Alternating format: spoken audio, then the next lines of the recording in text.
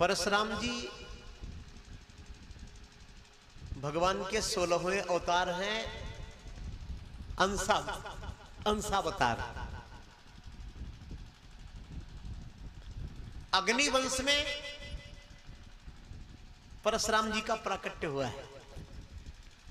भगवान नारायण की नाभि से कमल, कमल से ब्रह्मा, ब्रह्मा के पुत्र हुए अत्रि, अत्रि के पुत्र हुए चंद्रमा, चंद्रमा के पुत्र हुए बुध, बुध के पुत्र हुए ऐल, ऐल के उर्वशी नाम की पत्नी से 6 बेटे हुए। मैं आपको थोड़ा बता दूं, जरूरी बात। वो 6 बेटे आयु, श्रुतायु, सत्यायु, रय, विजय और जय, जिसमें आयु का जो वंश है उसमें आगे चल के आयु के नहुस, नहुस के ययाति, ययाति के पुत्र महाराजा यदु हुए। यदु के जो संतानें हुई उनको यादव कहा गया। ये क्षत्रिय वंश से संबंध है सीधा। और जो विजय नाम का बेटा है, विजय नाम के पुत्र से भरूक, भरूक के पुत्र हुए जन्नु, जन्नु के पुत्र महाराजा कुशाम्ब हुए, कुशाम्ब के पुत्र महाराज गाधी हुए, और गाध के पुत्र महात्मा विश्वामित्र जी महाराज हुए थे। ये भी चंद्रवंशी। विश्वामित्र की सत्यवती नाम की एक बहन है। सत्यवती का विवाह भृगुवंशी ऋचिक महामुनि के साथ हुआ है। उसी ऋचिक महाराज के पुत्र हुए जमदग्नि, और जमदग्नि के 5 बेटे हुए, उनमें परशुराम जी भी हैं। बोलो परशुराम जी महाराज की। आजकल के कुछ अल्पज्ञानी लोग परशुराम जी को क्षत्रिय विरोधी कहते हैं। ब्राह्मण क्षत्रिय में फूट डालने के लिए वो राम को अलग करते। आजकल भगवानों अलग अलग जाति के हो गए। वाह रे दुनिया, वाह रे हिंदुस्तान, वाह रे भारत। यादव लोग कहते हैं हम कृष्ण वाले हैं। अच्छा भाई। ठाकुर कहते हैं हम राम वाले हैं। और जिनको अखबार तक पढ़ना नहीं आता, ऐसे ब्राह्मणों पे मुझे बड़ा तरस आता है। जय परशुराम। परशुराम ब्राह्मण नेता हैं तो परशुराम की मूर्ति बना रहे। अरे मूर्ख राज, एक संस्कृत विद्यालय बनवाओ और जिसमें गरीब ब्राह्मणों के बच्चों को संस्कृत पढ़ाओ। संस्कृत डूबी जा रही है। कोई नेता 1 करोड़ की परशुराम की मूर्ति, ये क्या नौटंकी है यार?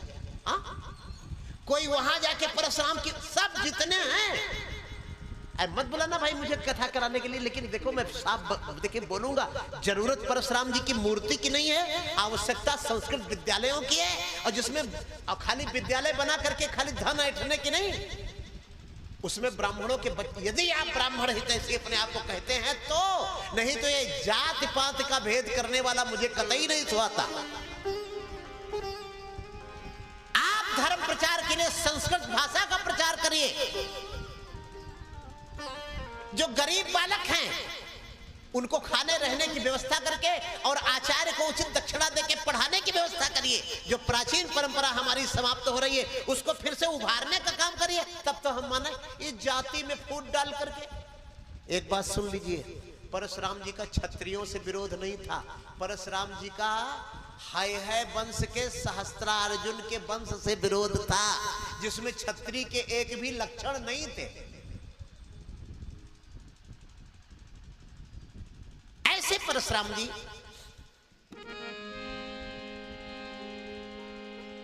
किसने तोड़ा धनुष?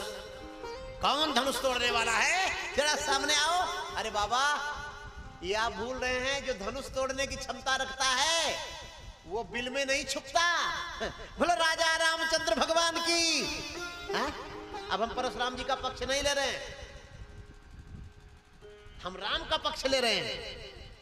अभी मैं परशुराम जी के पक्ष में नहीं हूं। क्रोध जब ज्यादा होता है तो विवेक मारा जाता है, और ये विवेक के मारे जाने का ही लक्षण है कि निकल बाहर। जिसने धनुष तोड़ा कहां छुपा बैठा है? धनुष तोड़ने वाला साक्षात नारायण हो सकता है, और नारायण कभी छुपता नहीं है।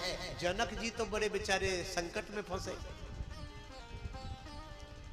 जनक जी ने सोचा राम जी को रथ पे बिठा के लेके कोई भाग जाता तो बड़ा अच्छा रहता, जो होता मैं देख लेता। हाँ?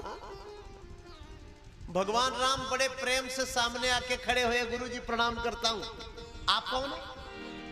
तो राम जी बोले, जिसको आप बड़ी देर से खोज रहे हैं मैं वही हूं। नाथ शंभुधन। नाथ, नाथ कहकर नाथ कहकर वही संबोधित करेगा जिसके मस्तिष्क में क्रोध नहीं होगा, अहंकार नहीं होगा। नहीं तो अहंकारी व्यक्ति कभी किसी को स्वामी, मालिक, भगवान ऐसे नहीं बोलता। हमसे भी लोग मिले, और महाराज सब ठीक ठाक, हाल चाल ठीक ठाक है? हा? हमने कहा भले आदमी, अपने से बड़े का हाल चाल नहीं पूछा जाता, ये अपने से छोटों का पूछा जाता है। सभ्यता ऐसा नहीं कहती, इसीलिए सत्संग किया जाता है। आइए। नाथ संबुधन भंजनी हारा, अरे होई है को एक दास तुम्हारा। नाभो संबुधन भंजनी हारा,